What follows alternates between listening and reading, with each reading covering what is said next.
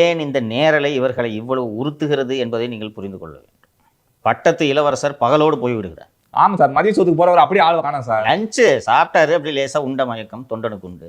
தொண்டனுக்கு இருக்கலாம், அவர் தலைவன் சார். இருக்கட்டுமா, அவர் தொண்டனாகத்தான் நீ கருதி கொள்கிறார். போயிடுறாரு. ஒரு நாள் வேலை, ஒரு வாரம் ஓய்வு. அப்போ அவையை வழிநடத்துவது கொறடாவின் தலையிலே விடுகிறது.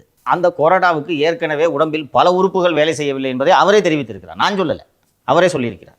அவருக்கு வந்திருக்கக்கூடிய அந்த வினோதமான வியாதி சிங்கப்பூரில் மட்டுமே சிகிச்சை அளிக்கப்படக்கூடிய வியாதி என்பதை அவரே தெரிவித்திருக்கிறார். சொந்தமாக மெடிக்கல் காலேஜ் வச்சிருக்கேன், ஃபாரின் போவானையா? அப்படிப்பட்டவர் இப்படி வேதனையில் புலம்புகிறார்.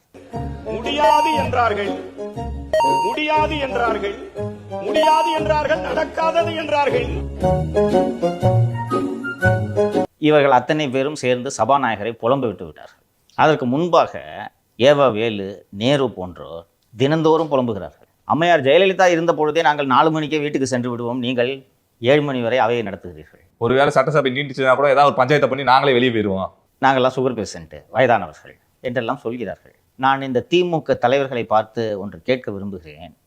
அவ்வளோ கஷ்டப்பட்டு உங்களை யார் அசம்பிளிக்கு வர சொன்னது? லீவ் போட்டு வீட்டில் இருங்க, வராதிங்க. அவ்வளோ கஷ்டமாக இருந்துச்சுன்னா ராஜினாமா பண்ணுங்க. விஜயபாஸ்கர் பாருங்க, ரிசைன் பண்ணிவிட்டு போய் எல்லாருக்கும் பிரியாணி கிண்டி போட்டுன்னு இருக்காரு புதுக்கோட்டை பூரா. என்னப்பா பிரியாணி சாப்பிட்டியா? இல்லையா, இந்த நாளைக்கு வா, இருக்குது மட்டன் பிரியாணி, தால்ச்சா கூட இருக்குது, சோறு போட்டுன்னு இருக்கு. அது மாதிரி நீங்களும் தவுசு புள்ளியா மாதிரி வேலைகளை செஞ்சுக்கிட்டு இருங்க. ஸோ நீங்கள் அது போல் வேலை செய்யுங்க. உங்களை யார் கஷ்டப்பட்டு வர சொன்னது?